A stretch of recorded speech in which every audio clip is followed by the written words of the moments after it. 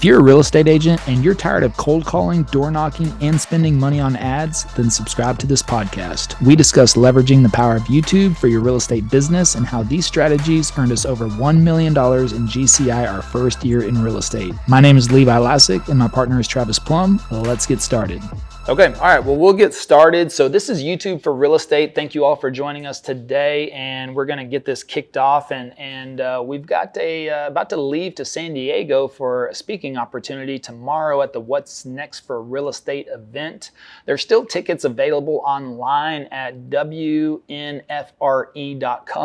if you wanna attend the virtual, so that's something that we would highly recommend. I'm not sure if you end up listening to this after the next 2 days, if they'll have a replay option, but that's something worth checking out anyways. But a lot of amazing speakers are going to be there, and we're looking forward to it, and very honored to be able to speak there. And we're speaking next week in Vegas at EXP Icon as well, so that's going to be a cool opportunity. So a lot of good things happening, but today we wanted to talk specifically about building a team. Last week we talked about partnerships. We talked about my partnership with Travis and how that came about and how that fell into place, and then how we've worked on that and built it over the last year, but then also how we've expanded a team. That's always a question that seems to come up, is when people see the volume, which right now we're right at 97 million for the year. And of course, you know, that's not through Travis and myself, that's through a team. But we had to expand the team out of necessity because of the amount of business that was coming in through YouTube. So, you know, how do you expand a team? How do you get the right people in place at the right time? How do you, go about doing that? And all I can say is I can speak to how we did it. I don't know if we did it the traditional way, and I don't know if we've really done a lot of things the traditional way, but we did it our way. And this is something that we're still learning the game. I mean, I think I'm always going to be learning the game. I consider myself a student of the game. Just one second. Hey guys, can y'all cut back on the wrappers and stuff? Oh, hey Chrissy, I see you joined us here now. What's up? I don't know if my volume is down. Hopefully everyone can hear me okay. Can y'all just let me know everything is good to go in the chat? I guess so. I'm getting some hellos and some good stuff like that. Chrissy, you sounded a little quiet when you came on, but anyways, we'll get back to the topic at hand. So building the team. So of course, expanding and growing and doing the amount of volume. So initially when we started last year, Travis and myself, and this is something we've always talked about, this is another thing I love about YouTube, is that you can scale accordingly, So you have to ask yourself, first of all, where do you want to go? Where do you want to end up? Who do you want to be? Do you want to be the solo agent? And nothing wrong with that at all whatsoever. I spoke with an agent the other day, and she was she said, Levi, I just want to do 3 transactions a month. That's my threshold. I don't want to do any more, and I definitely don't want to do any less than that. Now, if she gets more than that, then, we talked about having a referral partner in place, or, maybe one team member. But at the same time, if you're considering bringing on a buyer's agent or a team member, then you probably want to have more than just one deal to feed them a month, right? Or one lead or something like that. So you have to evaluate that. But that's the good thing about YouTube, is I believe it allows you to scale accordingly and scale to the way that you want to grow. So how do you want to grow?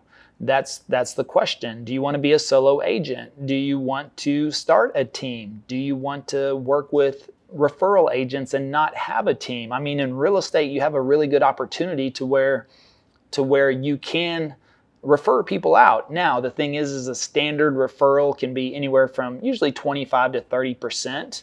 And if you refer that out, that means you're going to collect less. So having a buyer's agent where you can typically do a 50-50 split is going to bring you more to your bottom line. So if you have a referral agent, they're probably going to expect to want to get around 70-75% of that deal. However, if you start to have a volume aspect to where you're referring them 2 or 3 deals a month, then then that's the, then you might be able to work out a better split or even do a 50-50. It depends on who that is, how your relationship is with them as well.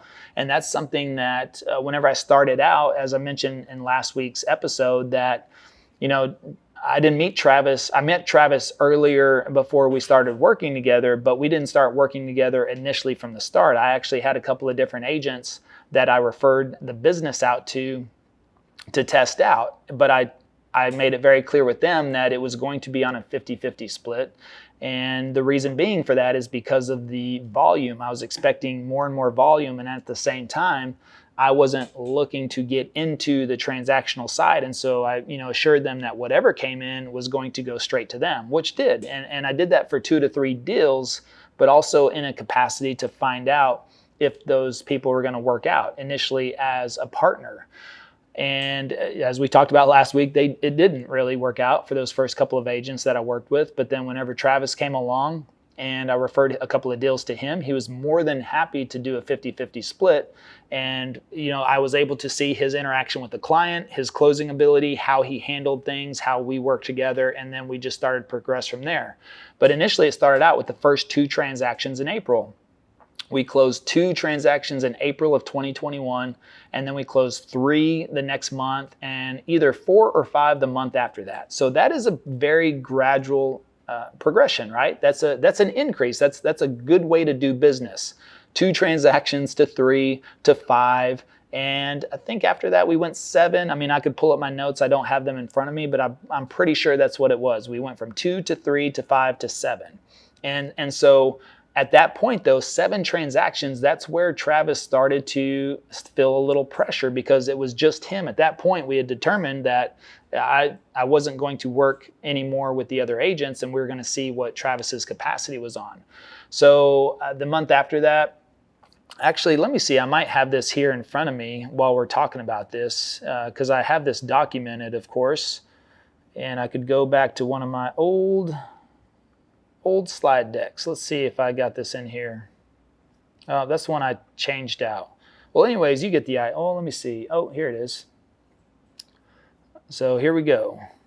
So I can tell you exactly how this progressed. April, closed 2 transactions. May of 2021, closed 3 transactions. So April of 2021, 2 transactions. We did $30,300 in GCI. May, we closed 3 transactions, $43,800 in GCI. June, it wasn't 5, it was 6. So we went from 3 to 6 transactions. We closed in June for $79,865 in GCI. Then we went down in July from 6 to 5. Okay, that's where I had it confused. So we went from 6 to 5, but still in July, $71,528. But then in August, we jumped up to 9 transactions, $142,000 in GCI in August. And that's where Travis really started to feel the pressure at 9 transactions. So that is something to keep in mind. 9 transactions, $142,000 in GCI. And then in September, we did another 9 transactions for $151,000 in GCI. And that's where he was like, all right, Levi, this is a lot. I said, okay, all right. So then we expanded from there, brought on our first buyer's agent, and he came in, and then boom, October, we closed 11 transactions, $160,000 in GCI. And then November, we did 11 again, but higher volume, higher priced properties. So we actually closed over $203,000 in November of 2021, 11 transactions, $203,000. And again, with the buyer's agent. But then this is where Travis, thank goodness he had the foresight for this, but this is where he said, Levi, we need to bring on more people. We need to expand. And he's like, I want a big team. I mean, Travis he wants to do everything big. Everything's got to be big. Big truck, big boots, big spending. Yeah. Big cowboy hat, big spend. He's like, all right, a big dinner. And so he wants to do everything big. He's like, we need a big team. I was like, I don't know, man. I said, we got a buyer's agent. We brought on, I think we had our second one at that point as well. And but at the same time, I was like, you know what? This is where you have to let go sometimes and also trust your partner. If you have a partnership, this is where You have to go sometimes with somebody's gut instinct on there, but he was just like, man, I'm telling you, this is gonna get big. I was like, all right. So that's what we did.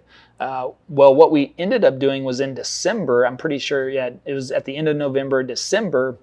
What we decided to do, instead of trying to recruit the traditional way, which is either you could put out ads or you could, I guess, cold call or, try to recruit that way, right? We're an attraction-based business. This is the way we built our business, was through attraction. We want to bring people to us. And so if you can present to a group and weed through the people that are not interested or are not open for opportunity or anything of that situation, the people that come forward are going to be the ones, just like making a video, right? You can make a video and get 1,000 views on it. Doesn't mean you're going to get 1,000 phone calls. But the great thing is that you didn't have to call 1,000 people. You make a video, it gets 1,000 views, and maybe you get 5 calls, 3 calls, I don't know. But the thing is that those 3 calls are the most important phone calls. And those are people that found value, and those are the people that want to work with you, and they're coming to you. That's the leverage standpoint. That's the power aspect of it. That is what it's all about. Creating one thing, doing one thing, and hitting an audience of many, whether that's 10, 100, 1,000, 10,000, or 100,000, and it filters through all of the mess. It filters through all the people that if you were to cold call, 100 people, 1,000 people, maybe you might get the same, maybe you get more. You might get a little bit more if you reach out and poke and prod. If you were to call 1,000, maybe more than 3 or 4 people. But still, when we get 3 or 4 people to call in, they're all serious, they're all intentional, they all want to make moves. And so we did an event. We held an event to where we could pack out a room, talk about what we were doing, how we were doing it, and what we were looking for. And anytime you do something and present, you want a call to action. Just like today, as we do this, make sure you subscribe to the podcast, which we have up above there. And if you're listening to this on the podcast when you hear it, then please rate and review. That would be awesome. If you rate and review the podcast, that really helps out a lot. So the thing is, though, is that you want a call to action. Anytime you do something, you want to do it with intention. We want to have a call to action. Just the same thing in our videos. In all of our videos, we talk about having a call to action, having intention with the video, creating it specifically for a certain audience. One person. That's who we're looking for, that right person. But we know there's several of those people out there. So we held an event where we could do a presentation. We partnered with our lender to do that.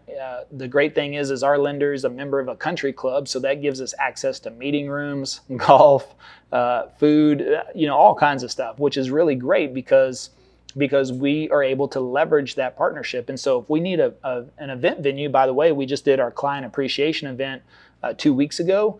Had a huge room, didn't cost us anything for the room because our mortgage partner is a member there, and he gets access to the rooms and the ballrooms at no charge. So if you want to do an event or something like that, look to your resources and look to your relationships and your partnerships and your lenders and your title companies and your inspection companies. And these people, they've got money and they've got resources, and don't be afraid to ask them. They co-sponsor our client appreciation event. We got the room at no charge. All we had to do was pay for the food, but then our lender was happy to split that cost with us as well. And we had some door prizes, and it was pretty good. We had almost 80 people at our client appreciation event, which is funny because we had tried to have our first client appreciation event 6 months ago. And Travis and Alex and I were coming in from Vegas. It was I think a Thursday night at 7 p.m. and we were flying back from Vegas at 8 a.m. So we had the first flight out in the morning. And no, we did not spend the night out on the town. We didn't do anything crazy. We went to bed all like good boys and got up in the morning, got to the airport by 6:30, 7 a.m. Got there all on time, and of course, and then our flight got completely canceled, and we weren't even able to get on any other flight until about 5 p.m. that night, and so we ended up landing at 7 at the time that the client, so that we had the client appreciation event, but we weren't there. And it was the irony of that is that we pumped it up and promoted it. I made videos and everything, and a lot of the clients I had not met personally, and so a lot of them had come in there to be with us personally. And to meet me as well, and I didn't show up, missed it, and it was funny. But we had our team there, and we had Brian was there, our mortgage partner. He was there, so they were able to pick up the slack. So this was the first event, or the second event, but the first time we showed up. We make sure we didn't have any events scheduled, so we got to utilize that room. Going back to that, and so this is the same thing we did in November, December of last year. Is we held an event. We had a room of about 80. There's about 80 seats in the room, and we were able to pack it out. And we just put a little a call to action out here in Dallas and said, want to come learn what we're doing on YouTube, basically. Went through a presentation, took 45 minutes to show people what we've been doing and what we've been working on. If you've ever been to one of our speaking events or been to one of our webinars or something, then you see what we talk about. We kind of just ran through the same thing, except just locally at that level. And what happened was we ended up bringing on, because at the end of it, what happened was I said, hey, here's the deal. We're looking to grow our team. We're looking for agents that want to join our local team. We've got lead flow coming in, and we want to be able to pass this along to team members and expand our team. And from that event, we got 6 agents. That's pretty good, 6 out of 80. And so immediately, and the thing is that those 6 agents, because I put up the call to action and I put up, hey, reach out to us this way, guess what? Those 6 agents raised their hand, reached out to us, came to us. Again, that's the positioning of leverage. That's the opportunity to draw in the people that want to work with you. And so, we were able to present what we were working on, how we were doing it, what we were looking for, and that brought us 6 agents right off the bat. And so we got them onboarded. Now, bringing on 6 agents at one time, that can always be, I don't necessarily recommend that. We could do that a lot smoother now that we have an operations manager, but we didn't at the time. So we brought them on, onboarded them, got them set up and ready to go. But we needed that because in January of 2022, it was like everything, it was the wild, wild west. For those of you that were in January of 2022, at least in the Dallas market, it just went crazy. We had more, our calls increased 3 times. People were looking to make moves. Interest rates dropped to 2.5%, 2.8, 2.9, 3%. Everybody was making the move. We ended up doing a deal a day. We did 90 transactions in the first 90 days of Q1. But it's because we had the team to be able to do that. If we had not brought on those people, Travis and the buyer's agent that we had at the time would not have been able to handle all of that. And we would have lost people. We would have missed out. And we ended up bringing on, I think, two or three more over January, February. So we ended up having 10 agents by the end of the first quarter. But the 6 we brought on in November, December timeframe were already up, ready to roll, and they had experience. That's the other good thing, is that this event brought in experienced agents, and they were at other brokerages and other teams and just didn't feel like they were getting 100% of what they were looking for. And so whenever they came over there, we didn't have to teach them how to write a contract. We just had to teach them how to negotiate deals the way Travis negotiated them to make sure that we didn't lose any deals. And that's the other aspect of it, is that having that skill set to pass on and train other agents how to close, especially in that market, because so many agents were losing deal after deal after deal. We actually worked with several clients that came to us after losing 5 to 8 deals with another agent. And they said, look, because on videos, I started talking about it. On my videos, I started saying, hey, we don't lose deals. Give us a call. We don't lose deals. And so people started calling us and they were like, hey, I just lost my 8th deal. I'm tired of it. I'm burnt out. And I want to give this one more shot, and I'm going to give it to you guys.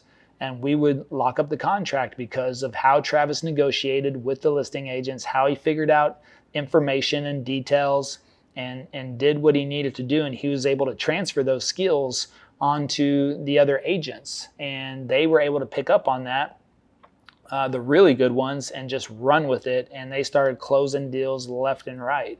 And that's why we ended up doing a deal a day. I mean, we were just dropping contracts left and right, and because he did that. Now, we had a couple of people that couldn't keep up with the pace. I mean, they got overwhelmed. Think about this. We were handing out leads to 10 different agents, and we had 2 or 3 that were kind of like, all right, this is too much. You know, there's too much coming in. They were used to doing 1 to 2 deals a month, if that, maybe 1 deal every. I mean, that's the other thing too. And so, you know, but we let everyone know, hey, we're going to be moving fast. We move fast, and this is how we operate. You know, and that just doesn't work out for everybody, and that's okay. You know, there's no hard feelings on our part. I mean, we understand. You know, we are looking to be the best at everything we do. We want to be the best. We do everything with intentionality, with a strategy, and on offense. We are a life on offense, life by strategy type of group, and so that's what we're looking for as well. And so we were able to attract a majority of those agents there in the beginning. And again, we're not going to be the best fit for everybody, just the same as YouTube is not the best fit for everybody as well. There's a lot of people that think they want to get into YouTube, and whenever they get into it, they realize it is a lot more work than what it looks like, or maybe even what we make it look like. Maybe we make it look a little easy and smooth right now. Well, that's because I've been practicing almost for 2 years now. I mean, literally practicing. And it's something that, you know, we just did this video in a different style. We did a new vlog video in a different style that we haven't really done before. And I reviewed it last night whenever I saw the finished product. I mean, I loved it. Now, there was 3 or 4 things that I could have easily nitpicked, and I could have said, okay, well, let's change this, let's do this. But instead of doing that, I thought, you know what? I'm just going to work on doing something different next time. I looked at how I operated, how Travis operated, everything that we did in the video, and I see there's room for improvement. Now, the thing is that if I made those changes, would the viewer ever know? Probably not. But the thing is that, yeah, we would know. Would it make it that much better? Possibly. But at the same time, I don't know if it was a big enough difference to move the needle. But, you know, the thing is that here we are. I don't know where we're at, maybe 275 videos on the channel. And we just tried something new, and I love it. Now, here's the other downside to that. What I can do on my own in an hour, this took us probably 6 to 7 hours to do it. So that is a huge difference in time and use of time and people and resources. So you have to ask yourself, now, is the finished product worth it? Yes, absolutely. But if I want to duplicate this on other areas, then I know what we're in for. Now, maybe we'll do it faster. I do believe that. We can do it faster and do things a little bit differently and possibly a little bit more efficient. But it just goes to show that even at this point where we're, you know, almost 2 years into this, and that's what a lot of people don't realize. I mean, we will hit the 2-year mark in December, but still, when you've done 275 videos and you're still doing something different and trying something new and experimenting, and just how we had never done this style of video before, it was, I tell you what, when we walked out that day, I wasn't 100%. You know, it's hard sometimes when you're filming stuff to understand if it's good enough. But I tell you what, there's so much magic in the editing, and you have to really rely on your editing team and trust them that they're going to cover up some of those flaws and mistakes and piece together and build the story. And so filming things in parts is difficult. And whenever we left that day, I was unsure. I was kind of like, man, I don't know. I think this could be, we may have to come back and redo this whole thing. I don't know. Sometimes you just feel that way. I knew we had done a couple of things, but whenever I saw the finished product last night, I was like, man, that looks good. That really came together well. But again, I just looked at, okay, we could do this. We could do that a little bit differently. We can improve here. I could do this, Travis could do that, and that's it. We'll work on adjusting that later. And then maybe we can cut down the time. And that's ideally what I would like to do, because if we can do that same style video and do it in half the time next time, I mean, then, you know, let's crank it out. Let's rock and roll. But ultimately, it really comes down to continued progression, right? Practice makes progress, never perfection.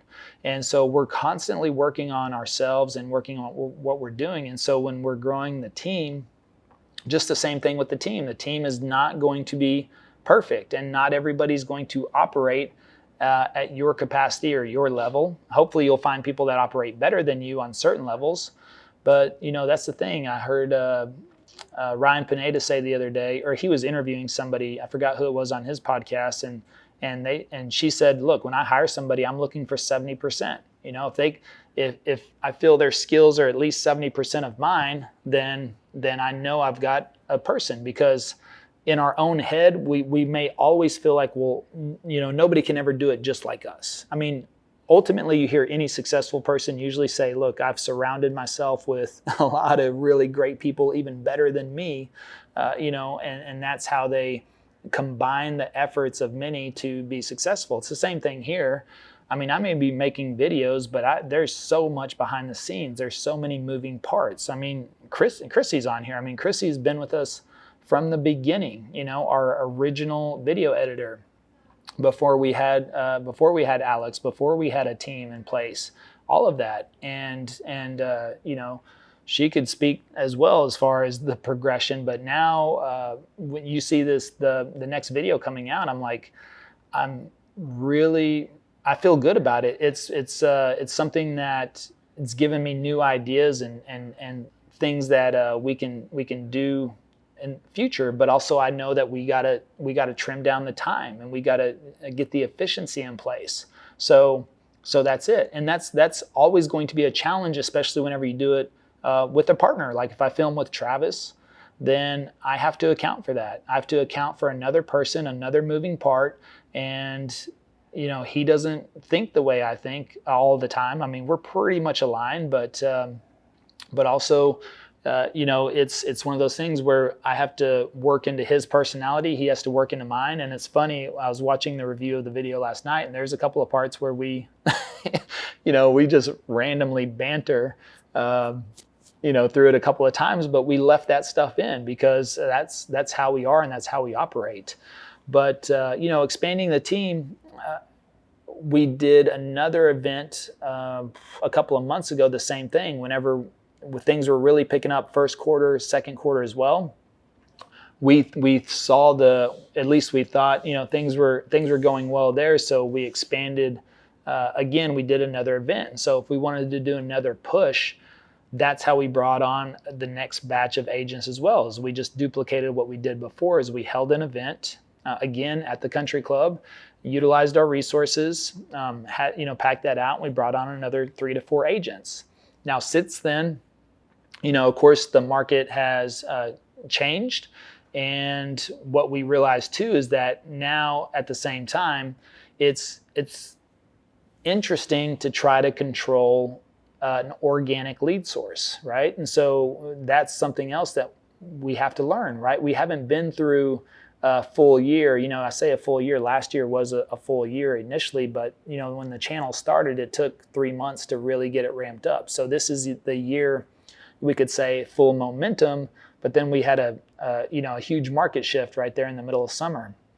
So now we're going, okay, monitoring lead flow, what does it entail? And so what we had to do was we had to scale back on, instead of saying, okay, everybody on the team gets a YouTube lead, we had to scale that back and say, okay, our original, kind of like our grandfathered agents, the original 6 that we brought on that have proven that they are great with clients. They can negotiate like Travis. They are coachable, great attitudes, showing up at the meetings, on our Zoom calls. We don't have to wonder where they are, what they're doing. So they're our SEAL Team 6. That's what they've become. We have our top 6 agents that are SEAL Team 6, and they're dedicated to the YouTube leads, because what we've learned as well is that despite the market changing, and slowing down, that we're still pretty consistent on our lead flow. Is it as much as it was in the first 2 quarters? No, it's not, but that's okay. So we have to make adjustments. But now we've got our 6 core agents. Like I said, we call them SEAL Team 6, and maybe it's 7, or I'm not, anyways, I call them SEAL Team 6. We never really mention that to the team, but just whenever, internally, whenever I'm talking with Travis or something, I just refer to them as SEAL Team 6, but it might be 7 agents or so, is the exact, again, I'm not looking at the exact number on there, but anyways, they know who they are. So if we bring on a new person to the team, which we're not necessarily looking for right now, but if somebody comes to us and says, hey, which we still attract people on a regular basis to the team, people either hear about us locally, or a couple of our agents, several of our agents actually, not only did they buy houses from us, but they ended up joining the team. If somebody wants to join the team, as long as they're a good fit, we're not going to say no, but we just make that clear up front now to say, hey, this is, we have our core team that has priority on the YouTube leads. That way we can continually distribute, 1 to 2 leads a week amongst those people, and that's a good steady flow for them. In addition to that, this is where now we've ventured into some paid strategies, because number one, we've got the budget for it. Remember, in the beginning, we were trying to figure out how to do all of this. We figured out how to do all of this organic without ad spend or without introducing other lead sources. Now, here's the advantage to paid lead strategies: is a paid lead strategy should be something that you can figure out and monitor. You should never have really a marketing budget on that. You should have a testing budget. So that means if you're going to spend $10 a day, and that gets you that's $300 a month, and you can get 1 deal out of that, and you make, let's say, $9,000, well, man, you should turn that on to the capacity that you have a team to handle that. Now, clearly, you can't turn that on to $3,000 a month if you don't have a team, or if you can't handle that. But if you can crank that up a little bit, or increase that budget to 12 or 15 or 20 bucks a day, and if you're a solo agent, you can handle that, well, then the numbers should be pretty consistent. That's the advantage of using a paid strategy, is you should be able to turn a budget up or down, and the lead flow should be consistent with that. And if you know your numbers, you'll know exactly how many leads it takes to close a deal.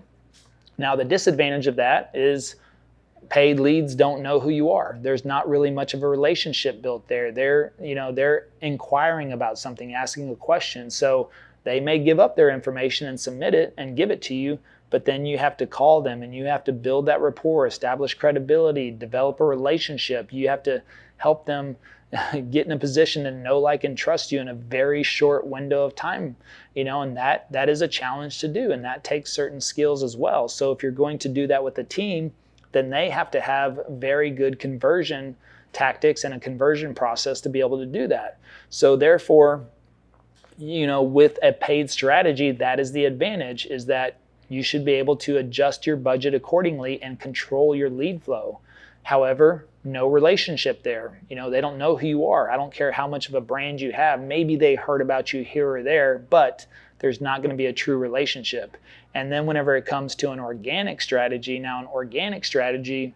yes, I do believe content can help, with lead flow. And the more content you create, I believe that can generate more lead flow. But at the same time, it's very hard to judge that. We had a video in August that shot out of the gate. It was our best performing video from the beginning that we've ever had. So think about that. 1.5 years into this as well, I will say it went mini viral, and it was also our first property tour that we released on the channel as well, and went over 50,000 views within a couple of weeks. But in August, I think that was on the back half of August, the last 2 weeks of August, and we released that video, got the most views, 50,000 views in 2 weeks, and then on YouTube. And then the last 2 weeks of August, we got the least amount of calls, the least amount of leads coming in. So, that's the thing, is that pretty much we had been consistent. Now we also know that, okay, market change, back to school, summer vacations, all that stuff. I mean, even I saw Ryan Serhant post that the last 2 weeks in August is the slowest in his business, and that's whenever he does business planning. So then I didn't feel so bad. I was like, all right, well, if Ryan Serhant says that that's the slowest 2 weeks, then I don't feel so bad. But we had the least amount of calls come in ever in that 2 week time frame, but we had our video that shot off and brought in more traction, more subscribers, more views. But again, that's the thing, is that's another aspect that I love about YouTube, is that just because you gain the viewers and the subscribers doesn't mean those people are in the market right this second to buy a home. So yes, did it bring more eyeballs and attention? Yes. Doesn't mean that's going to directly correlate into business. So, from the organic standpoint, I think there is a little bit of a challenge there, and it's interesting to try to really figure out that game. And I'm still trying to figure that out, to where, okay, I don't think it's an exact science to say, oh, if I publish 3 videos this week, I'm going to get 10 calls. Not necessary, right? That's not necessarily true. But if you have a budget of spending $300 in a week, then those numbers should be pretty measurable, and you should have an understanding that, okay, I'm going to spend $300 this week, I'm going to get 30 leads, and I can close one of those deals, And now if you have a team, I mean, that's how a lot of these mega teams and function, is they have huge budgets each month. Some spending 20, 30, 40, 50,000 a month with some of the iBuyer platforms alone. So that's the opportunity there. But otherwise, for us, what we've learned now is that it's just a little bit more of a challenge to really, truly understand how to control an organic strategy. And I'm not really sure if you can absolutely control it, but I do believe the more content you create, the more views and the more eyeballs, the more subscribers or followers or whatever it is you're striving for, it does bring that to you. Doesn't mean those people are in the market, but again, as long as they're dialed in and they follow your content, you're getting them in your drip campaign. I mean, ultimately, that's what I feel YouTube and these other platforms are. They're drip campaigns. And I think they're the best drip campaigns, because if I called you twice a week, let's say I met you at Starbucks, and I called you twice a week, every single week, to check in on you, you'd probably stop answering my calls. If I sent you 2 text messages a week, you'd probably stop replying to my text messages. You might even block me. If I sent you 2 emails a week, I put you on my email list, you can easily ignore those emails. I don't think that's as offensive, but if I called somebody twice a week or text them twice a week, they would probably get pretty annoyed with me after a month or 2. But sending somebody 2 emails a week, yeah, you could easily ignore those and say, okay, whatever, that's part of his marketing plan, blah, blah, blah. I think easily ignored.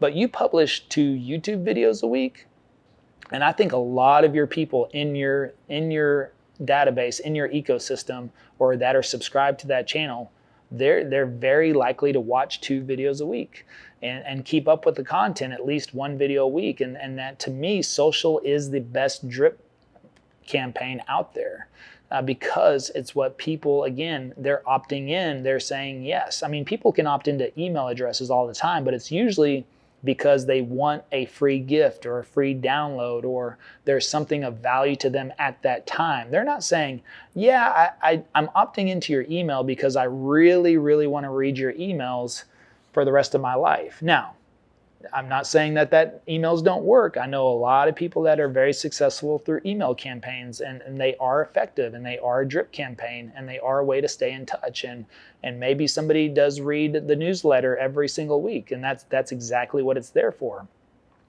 But I'm just also saying that I think that's very easy to ignore. And I mean, I know there's a lot of people that I follow, and I've signed up for this or that, and I completely ignore their emails and a lot of times unsubscribe, because I got the one thing of value that I was looking for in the first place. And so just something to keep in mind, that I do believe, creating more content is going to lead to more eyeballs and more viewers and subscribers, and that eventually will, can and lead to more clients. Again, as you build up that over time, everything is going to compound. And that's the beauty of it as well.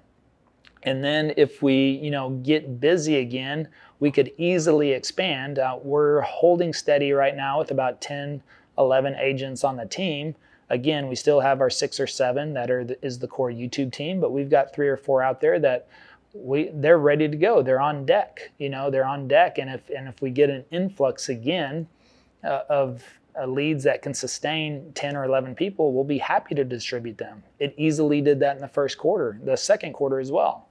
But once that happened, we had to scale that back because we also wanted to make sure that the core team, was also taken care of. But that's also why we introduced the paid strategies, because we wanted to provide some value to the rest of the team members as well. We didn't want to just say, okay, well, good luck, that's it. So that's just kind of how we have been operating on there. What's up, Justin, man? How are you?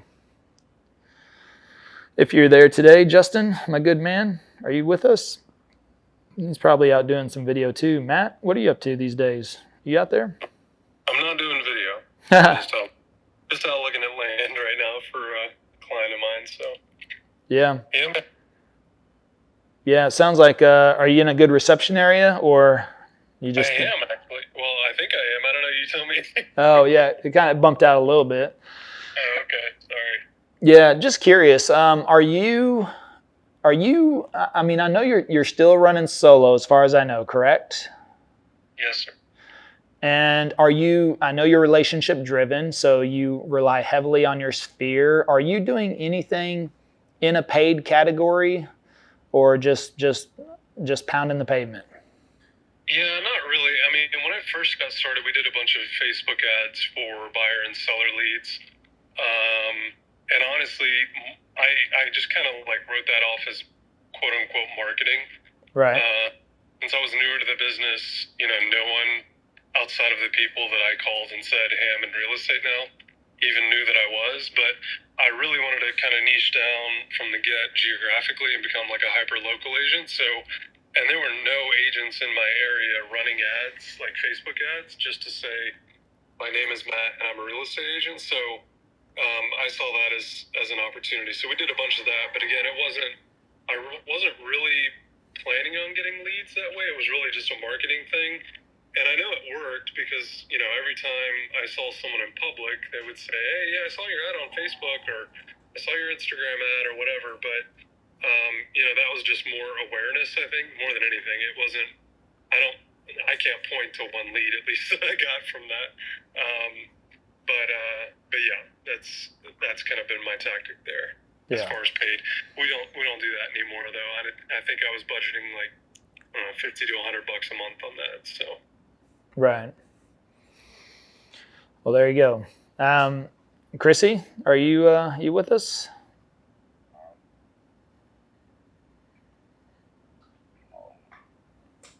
Definitely sounds like you're in the matrix. So we'll have to come back to you. Yep. Nope. Definitely in the matrix.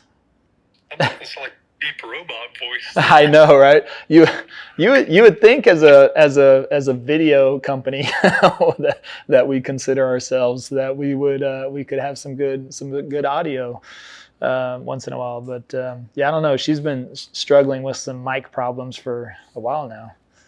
It's only on Clubhouse. I don't know what the deal is with Clubhouse. There you are. Okay, you're no longer in the matrix as a robot. There you go. I don't know what it is with Clubhouse. It makes my phone go nuts. Yeah. Anything you wanted to throw in there on Teams? Yeah, just that you need them. I mean, I think that a lot of times that, even if you use it in a different capacity, I mean, Matt is he says he doesn't use a team, but he is such a referral champ. I mean, he knows how to refer. And I think even if you use a team in that capacity, just recognize that building your business requires, relationships with other people. And so ultimately, finding the people that you mesh with, it may not be perfect the first time, but, ultimately, you need to have that mindset and that growth mindset when you start building your business, because especially if you get on YouTube, you're going to start getting those leads. If you start doing any type of marketing, you're going to start seeing those leads come in. And so just having a game plan in place beforehand is going to be really helpful, so that you're not panicking in the moment and trying to figure out, oh, who do I refer to? So I think a lot of people in this room are really good with that, but I think that there's, multiple ways to think about having a team. Even if you want to operate solo, just having relationships with good people to make sure that you can refer out when necessary, that's a huge part of that as well. Well, and that's a good point too, because I think one of the analysis that we did on our business about a year ago was we are getting a lot of referral business, and we're creating more conversations that way, and not just incoming but outgoing. Because every week I look at the numbers, right, of like how many incoming referrals do we have, how many outgoing referrals do we have for an accountant, a CPA, a bookkeeper, an attorney, whatever. And it's almost been 100% every single time that I've actually sent more referrals out than I've gotten in, because I'm constantly asking not just past clients, but even just people I run into, at the coffee shop or whatever, like who do you need in your sphere? Who do you need in your database? Who's a good client? Really, especially with small business owners, like those guys love when you ask them what the perfect client looks like for them. And I tell them all the time, I'm like, instead of bringing you 10 leads, let me just bring you 2 or 3 highly qualified, but also they're in a need category at this point. Like they need your services. They will act immediately. So in our business, it was a client care manager. Like that was the first, and I know most people hire an admin or whatever, and I think everyone's business is different. For me, it was very clear from the get that in order to build more referral business, I needed to have a client care manager that was reaching out to my clients, but also to my sphere of influence and saying, I know you've been in our database for about a year now. What can we do to support you? What help do you need with your business? Are you offering any discounts to your referral partners? I mean, just anything to get the conversation going, and that really sparked a lot of great conversations with them. Yeah, that's awesome. And you have a team in Hilton Head too, right? I mean, you still create content and refer out to that team? Yeah, and that's what's great about YouTube, because I'm only doing 1 video a week per channel, but I have 3 channels, so it's really like 3 videos a week, or at least I'm trying to do 3 videos a week. It's tough, but yeah, especially in Hilton Head where I'm not living full time. That channel now has brought us 3 leads, 2 of which have actually closed. And I say leads, I mean leads that have actually been through the process. Like anyone can call or Zoom with us, but at the end of the day, to me, it's a lead when we sign paperwork. They're making offers. They're thinking about like actually signing a listing agreement with us, and seeing the value of putting their house on our channel. Like that's one thing that I try to really reinforce in our videos, is that this is a great resource for people that already live here, because we do want to be a little more listings focused to use that as our leverage. But yeah, we have a team of about 20 agents in Hilton Head, and they've been rocking it. They don't use any social media at all, so I'm like a whole different animal to them, but they're starting to come around on it. Oh, there you go. Well, hey, capture that market, right? Exactly. Exactly. Yeah, be the resource of Hilton Head on YouTube. Be the first to market. That's why we encourage, if you're the first to market, I would publish as much as possible just to make sure you gain a foothold. But you've got to do what you can do. And if that's 1 video a week, clearly, now I count leads differently than Matt. Matt's like, well, you got to sign the dotted line before I count you. But I mean, for us, if they call us, if they text us, I mean, that's what we count as a lead, because they've come in. And sometimes we don't count the people asking us about electrical service, which for some reason we get a couple of those here and there. We definitely don't count those. But if they call us asking about real estate, they're coming into the database. And the thing is, people call us sometimes I think the furthest out literally was 4 years. Now that is a little hard to keep up with someone, but they're going to be in the system. We're going to put them on a campaign, that we're going to make sure they're subscribed to the channel. And I tell you what, that is a planner. Boy, 4 years out, they're seriously planning. But most of the time, people call us very intentional, ready to make moves. Our average contact to under contract is 47 days. I haven't run the figures recently, but that was on the first 217 transactions we did, so 47 days. And that didn't change. I checked that for about 3, 4, 5 months in a row, and it still hovered around that between 45, 47 days. So I could go back and update that, but still, even under 60 days, I think is tremendous on there. So anyways, Justin, are you with us, or are you still just hanging out? Sure am, my friend. How are you? Good, man. Just if you don't mind closing us out. I know you were kind of jumping in and out, but we were just kind of talking about teams, and I know you've got a really good team. Could you just share real quickly? And I know you said that you only, of course, you work with the people you want to work with. You're also very selective on bringing people into your team. So, what's your adding a team member model look like? Do you have ads out there? Is it all referral? Is it word of mouth? Is it people that just come to you and say, hey, I'd like to join the team, and then you vet them? I mean, how have you kind of built your team out? Because I know you're very selective because you believe in preservation of culture there, and you have a certain culture, so they have to be a good fit. So how does that process look for you guys if you're looking for a new team member, or do you just let them, come in whenever people inquire? Yeah, it's always been very attraction based. So like early on when I was an agent that just had too much business to handle, there's a guy that I used to work with in the restaurant industry. He was struggle city at another brokerage, making like 20, 30 grand a year. And I was like, hey, I got more business than I can handle. Come hang out with me and we'll do it together. And then we added on probably 3 or 4 more like that. But I always did it, making sure that I wasn't hiring 2 of the same people, right? And like we're a bit unique that we do residential and commercial. A lot of people are just in the residential business. So I added I think of it like a Navy SEAL team, the head of my commercial division, the head of my investing division, the head of my residential division, depending on the areas. I right now only hire people based on actual need, right? So if it's in an area that I know I'm not going to work, but it falls under my core competency and geo-farm, I guess, I may bring in a partner to partner up on that area. I did get away from that plan for a little bit where we grew very quickly to too many agents, and I wasn't as protective of the culture. I had to kind of, trim down a few to get back to that core competency. And then now the way that we do it is because we're so selective, people kind of know us as that. So when people apply, they often reach out when they get out of the real estate school and they're like, hey, I'm looking for my brokerages, want to hear more about you guys. And I just tell them, I say, I really appreciate that. Thank you so much. We do hirings, once to twice a year.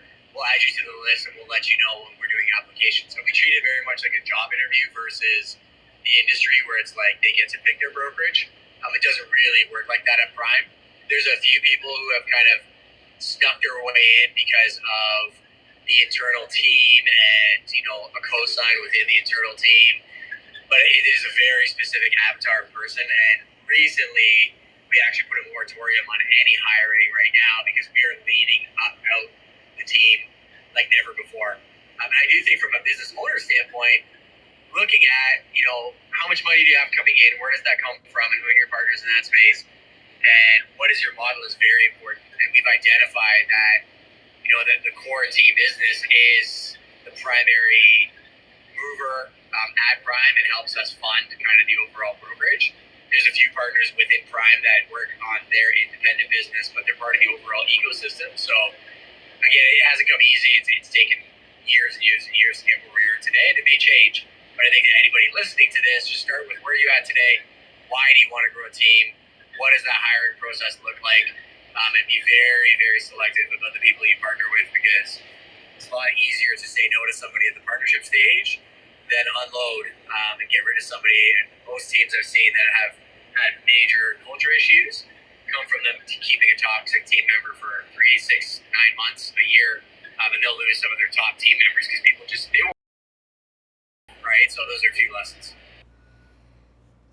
Yeah, that's great information. And man, I would love to just stay on and talk to you guys for another hour. I've got to jump. I've got to get to the airport. But Matt, Justin, Chrissy, thank you for joining us today and contributing. And guys, find them, find Matt LaMarche, find Justin Conoco, follow them. And also, join us next week. And if you are listening this on the podcast, please rate and review. That would be extremely helpful. We would appreciate your support. And until next time, we'll see you next week. See you next week. Thank you for joining us on today's podcast. If you're interested in partnering with us to access our YouTube course and coaching all for free, schedule a call at 5starstrategycall.com.